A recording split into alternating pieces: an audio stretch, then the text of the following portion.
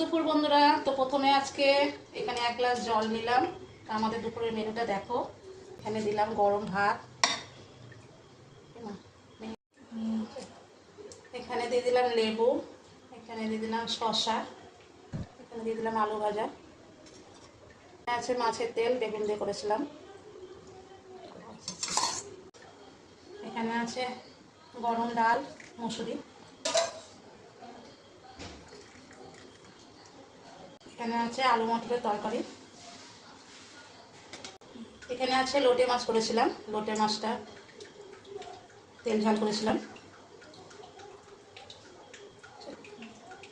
মাছটা কেমন খাও তোমরা, কেমন রান্না করে বলবে, আমি তো এরকম করে রান্না করেছি। এখানে আছে রুই মাছ, রুই মাছের ঝোল করেছিলাম। এখানে দিলাম আমড়ার চাটনি, আজকে একটু ঝোল করেছিলাম।